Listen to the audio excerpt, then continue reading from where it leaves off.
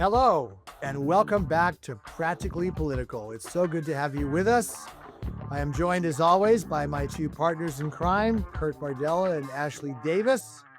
And we are, as always, there is not a dearth of things to discuss. So I think we would start it off with and I use a ginormous set of quotation marks, the big, beautiful bill that just passed the House. And of course, they were so proud of it, they passed it in the early morning hours when nobody was around. But just a couple of things. And I would start by saying that you have to give Trump credit because he is politically savvy. And when he brought up the idea of letting taxes go up, and we're just talking from 37 to 40% for top earners, I thought that was great strategy because if you think about it, it takes the wind out of so many Democratic sails, right? Because all you hear now is, oh, they want to gut Medicaid so they can give their billionaire buddies a tax cut. Well, Trump could say, hey, everyone has to pay their share. I'm asking my wealthy friends to pay more. They're hating me for it, but it needs to happen.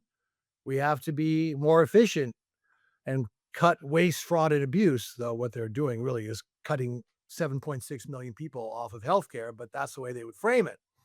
So that's the first part. I'd love to get your thoughts on the bill and just what the strategy is, because the other point I was going to make is that a lot of Republicans have kind of been able to have their cake and eat it too when it comes to extreme stuff that Trump's doing, like the border or uh, other things. A lot of this, the deportations, the tariffs.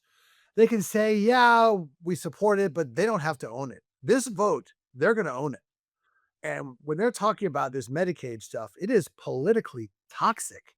And I just don't know if they really understand what they're doing here because this hasn't happened before. But would love to get your third thoughts. Kurt, we'll start with you on the overall bill and some of the things that I just mentioned. Well, I mean, again, I think that ultimately you can't argue with the result. They've gotten the bill passed in the House with a super narrow majority. There's also credit that I think has to be given to Speaker Johnson, who at this point no one predicted he'd still even have this job when he first got it. So, he has really done a masterful job, probably the best job of any speaker that has presided over a Trump presidency of moving an agenda forward and still maintaining his political viability. That is not an unimpressive feat given the dynamics that he has to deal with. I do think that for Republicans particularly, I remember the days where Republicans used to want to die on the hill of budget busting, of deficit spending, of not doing the responsible thing and rolling back the national debt.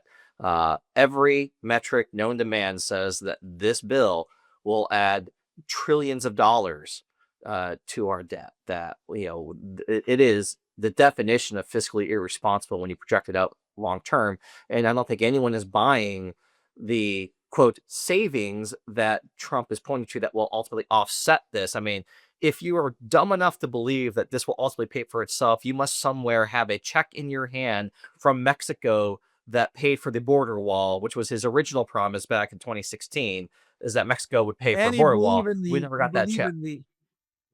you believe in the Laffer curve too.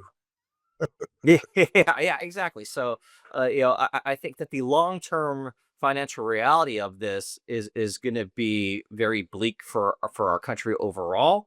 That said, no one gives a crap. No average person living their life day to day is going to even know about that or care about that. And by the time that check comes due, no one's going to even remember how we got that bill in the first place.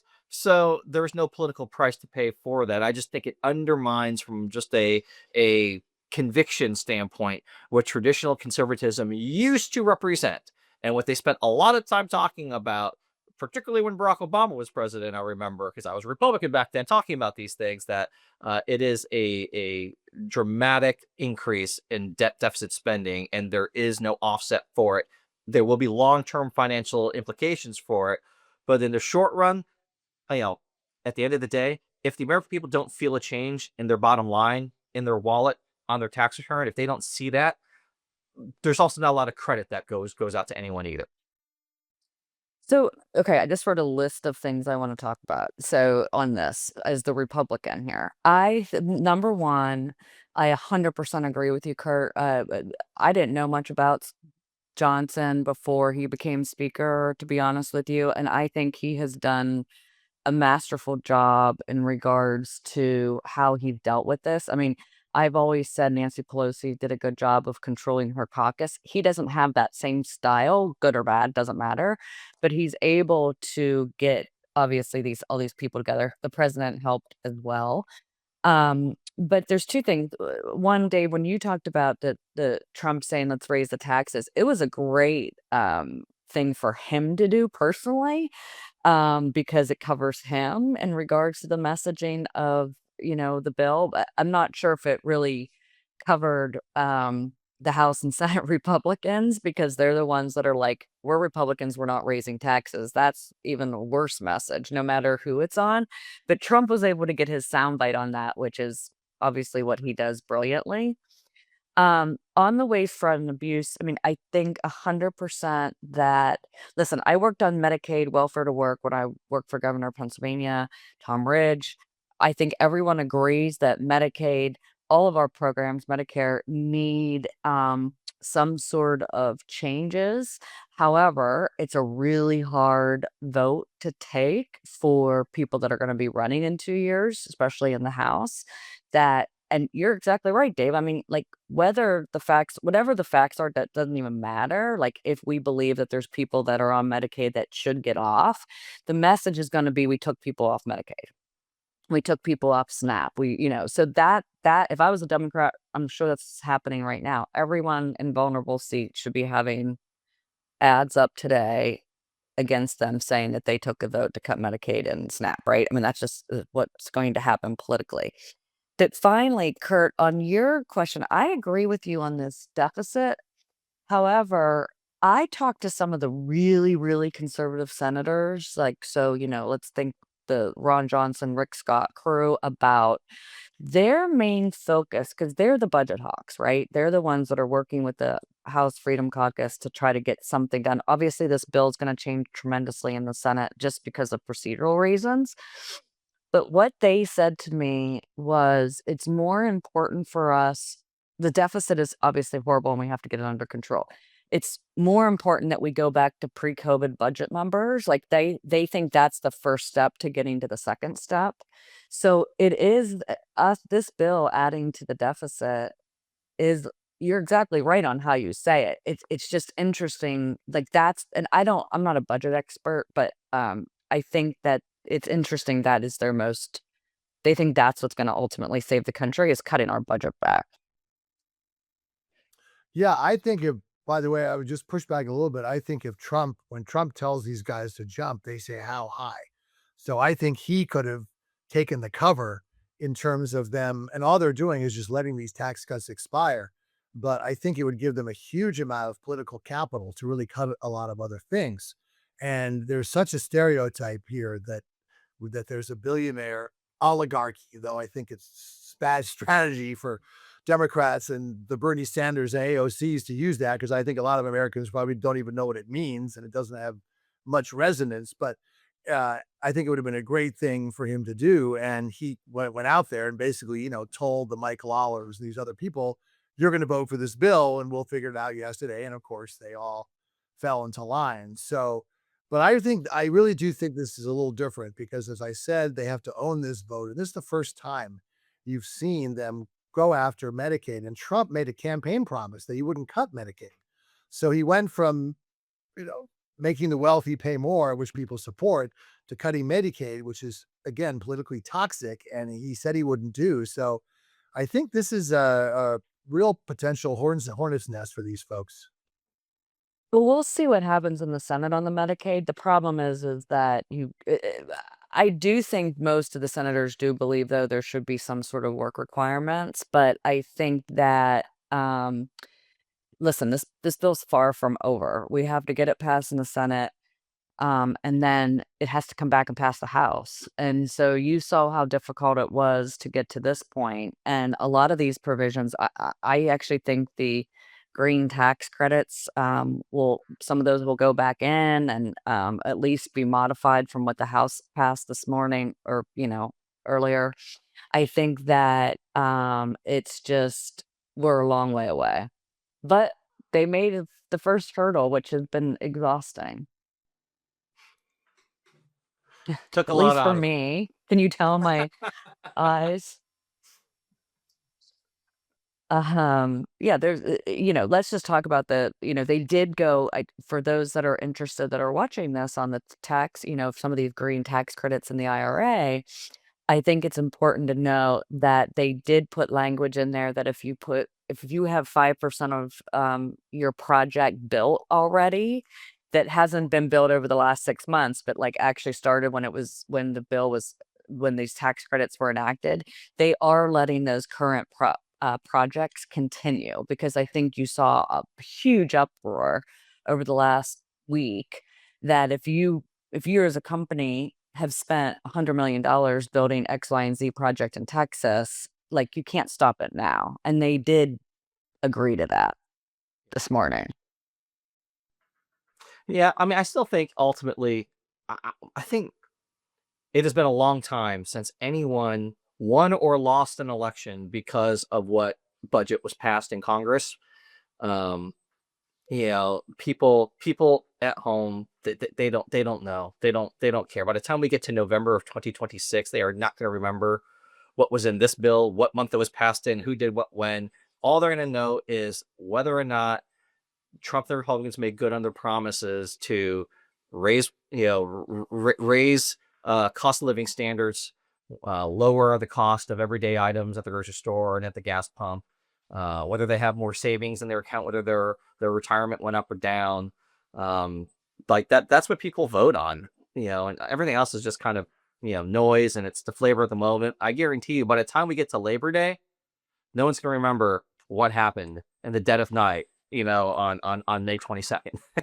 Well, but I would push back on that. If they're amongst the 7.6 million people that lose health care, yes, they are going to remember. See, to me, that's what's different about this bill. I agree with you in principle that most people don't pay attention to the budget. Most people don't get lost in the weeds. But when it comes to something as everyday consequential as losing your health care, and by the way, people in red states are going to be affected by this a lot more than people in blue states. You don't think that's going to be impactful? Totally. I get, yeah. I think that the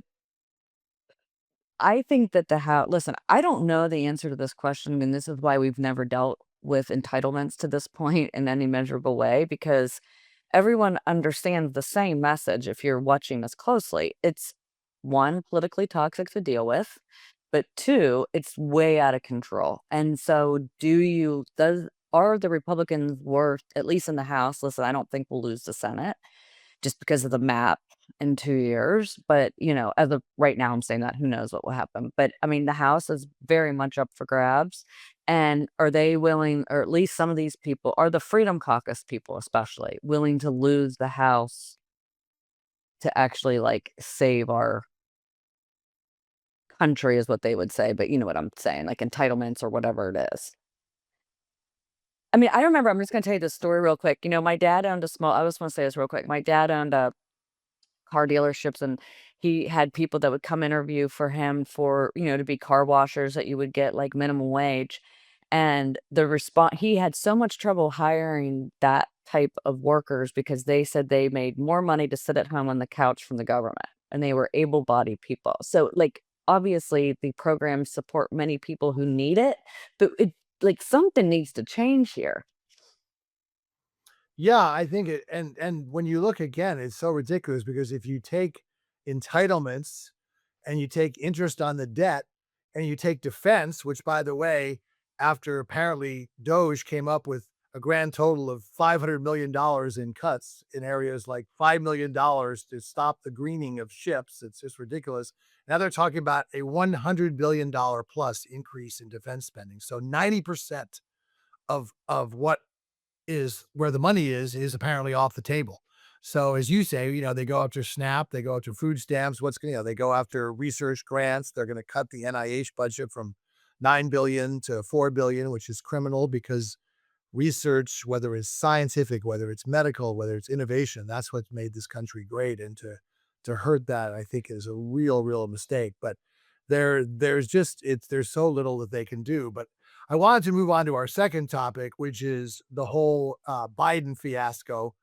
And as I'm sure we're all aware, there was a book that came out by, I think, Jake Tapper and Alex Thompson about how there was a huge cover up. People knew what was going on. And now the president, and my obviously our thoughts are with him, has been diagnosed with a very aggressive form of prostate cancer. But it begs the question: prostate cancer is a slow developing cancer. This is an aggressive kind, but typically more men die with it than from it. And so my point is that he had to know that he had it, because this was years in the making. And then Zeke Emanuel, who's a doctor that I really respect. In fact, he wrote a great book analyzing healthcare systems around the world that I highly recommend everyone to read, because it didn't take a side, but it just pointed out strengths and weaknesses of all the healthcare systems. But anyway, he basically said he had to know about it. He could have had this for 5, 8 years. And that begs the question: how big was this cover up? Obviously, there was hubris involved, there was selfishness, but the only defense I can make for Biden is that all his life people were telling him, you can't do this, you can't do that. And somehow he always did it. So he probably figured in his diminished state, well, I can do it again. I'll prove him wrong again. But the bottom line is 70% of the country didn't want him to run. He was losing so badly in the polls. New Mexico and Virginia were in doubt. If he'd run, they probably would have lost another 3 seats in the Senate and probably another 8 to 10 seats in the House. So I guess the question is, where does this leave us? Obviously, it gives them a lot less credibility to attack the mendacity of the Trump administration when you had a huge cover up. But what do you folks think about this, and what should the Democrats do? I'll start with you, Ashley. Well, listen, I the most interesting thing to me was, obviously we can debate the health part of this in regards to when the prostate cancer came, went, whatever. What I think is when President Trump posted this week, or X this week, I don't know the correct way to say the tweeting, this week, saying like, listen, is Joe Biden really the person that we should be blaming here, or is it really the people that covered it up, especially on the mental health side of things? I think otherwise, the story would kind of die. I mean, he's not president anymore. Um, Everyone's kind of tired of talking about the Biden stuff, not just his sickness, but just in regards to like things he's done right and wrong as president.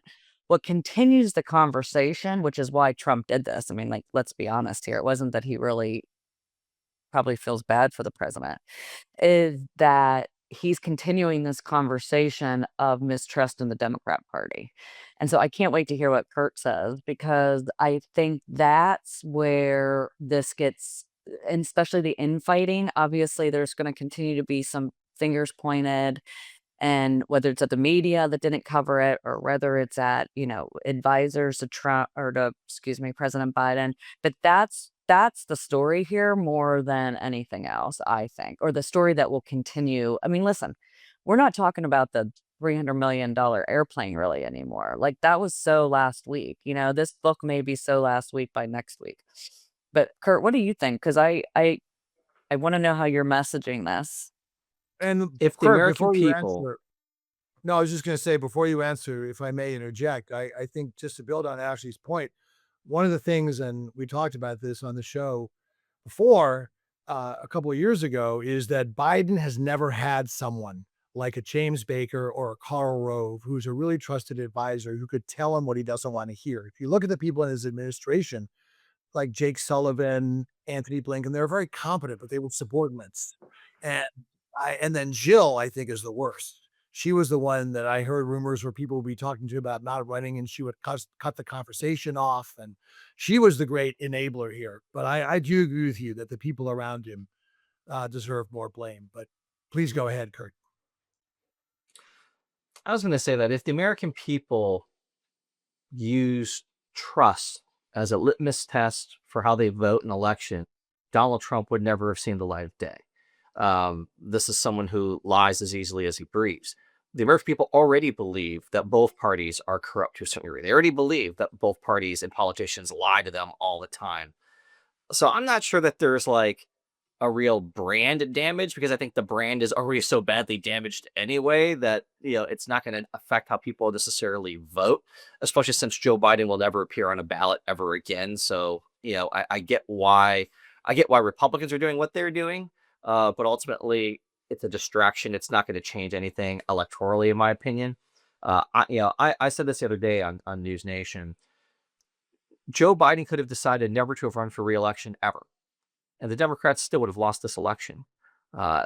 People that are using Joe Biden as the scapegoat for why Democrats lost. Do I agree that if he had run, it would have been a bigger loss? Absolutely, it would have been.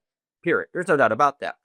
But do I believe that if this had never happened, Democrats still would have won? No, I don't. Because fundamentally, Democrats have a problem with being completely out of step with a large swath of the electorate. They are losing hemorrhaging voters from all demographics: white people, Black people, Hispanic people, Asian Americans, younger voters, the college educated voters. No, not college educated voters. Democrats lost with every single one of those constituencies in the 2024 election. It has nothing to do with Joe Biden. It has nothing to do with Kamala Harris. It has to do with the Democratic Party's overall brand problem that they spend an inordinate amount of time allowing a tremendous amount of oxygen being spent talking about issues that Americans frankly don't want to talk about. They don't give a crap what bathroom you're using. They don't give a crap. They don't want to talk about who's playing in what sport. They don't want to see you die on the hill of LGBTQ.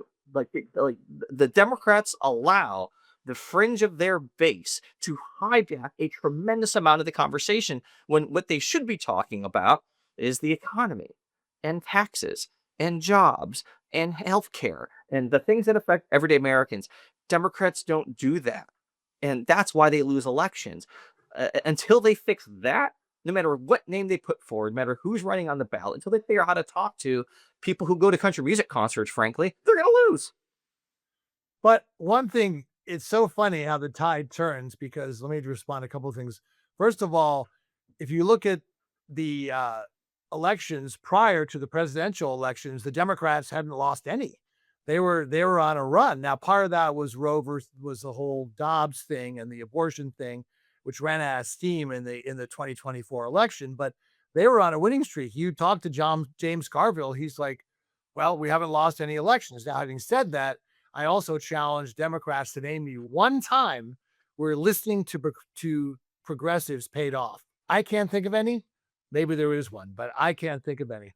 So, and as far as the election goes, I think the only chance the Democrats had to win is that they could have gotten someone in there who could have positioned his or herself as an outsider, because Trump was a quasi incumbent.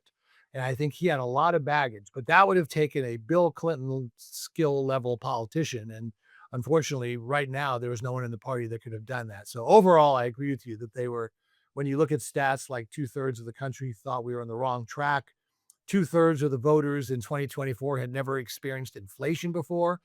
That was a killer stat. So, but going forward, I think, again, if you look at 2010 or 2009, how despondent Republicans were after Barack Obama's election, where Obama not only won more decisively, but they had 60 seats in the Senate. They had a huge House majority. And, a year and a half later, they win 63 seats in the House. So we have a fickle election. Well, and here's the difference. I'm so glad you pointed that out, because I want to make this point, because I was there in 2009 in the House at the Oversight Committee when that sea change happened. And here's the difference between Democrats and Republicans. When Republicans got shellacked in the election and Democrats rang a table with everything and had seemingly impervious majorities, at the Oversight Committee, they installed Darrell Issett to be the attack dog.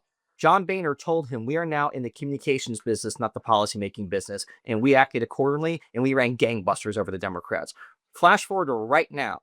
The ranking member of the House Oversight Committee for Democrats is Jerry Connolly. He just died of cancer. Like, he is no longer with us. Rest in peace, Jerry. The debate about who's going to replace him, well, the one guy who wants to do it is Stephen Lynch, who's over 75 years old. The other person is Jasmine Crockett, who's a younger generation Democrat. The fact that this is even a debate right now tells you Democrats have learned nothing from the past. They've learned nothing but what we did in the Republican Party.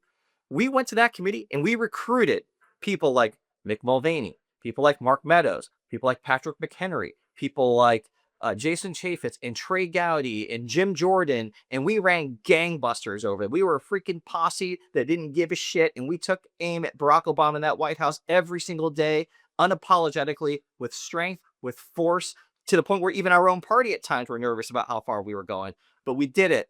Democrats don't have that in them right now.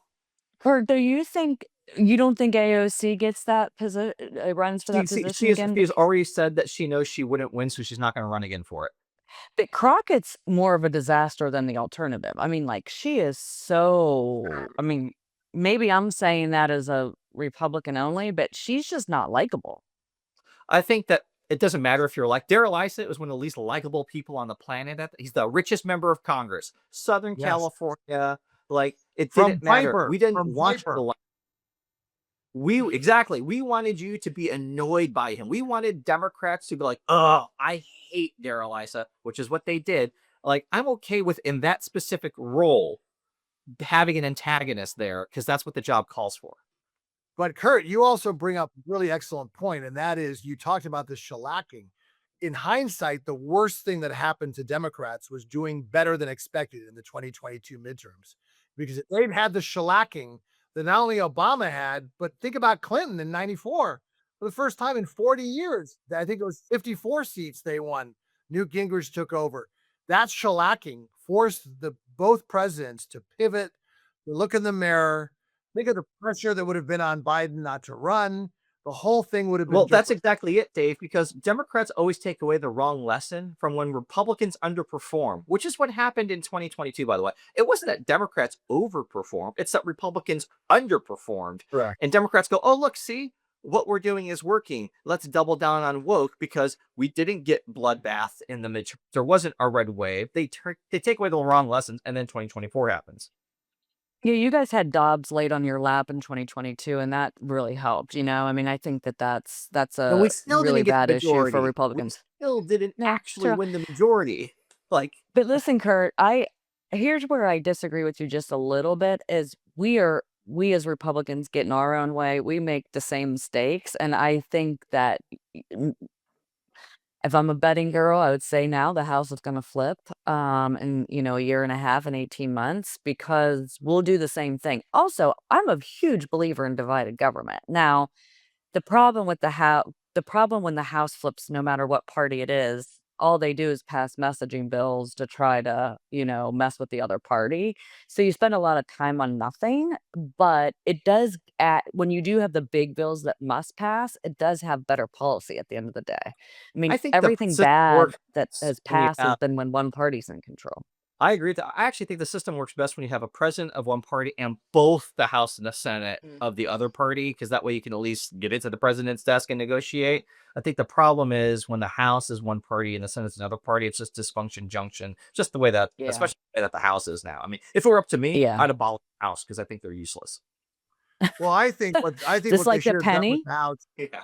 No, I don't think they should have abolished it. I think that the biggest mistake they made, and again, as a Rockefeller Republican, I'm in the wilderness here because I'm more physically conservative and socially more liberal, which is where exactly opposite of what the party has gone. But they should have expanded the House as the population expanded. So you should have every House member maybe has a constituency that's 250,000 instead of, I think the current is about 700,000. Dave's answer is more congressmen. Oh my God. Ooh, Well, because makes that's my how stomach you hurt, have Dave. a truly representative body for the people, by diluting it. So you have fewer people with less power. So I mean, I get your point. I just feel there's more people than to deal with. But you're right. I mean, in No. theory, you're right.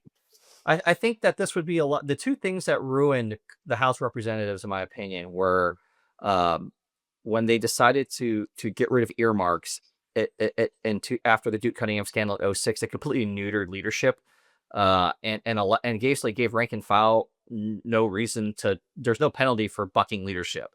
Yeah. Tom was able to be the hammer and keep people in line because he had the power of the purse. That completely wrecked the leadership structure. And then Citizens United, which allowed, primaries on both parties to just be ultimately funded into the extreme spaces, and it resulted in even more extreme people being sent to Congress, which created a more polarized environment where no one could get anything done.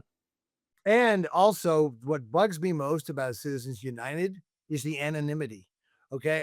I would be someone, I think you should have no campaign contribution limits, but full disclosure.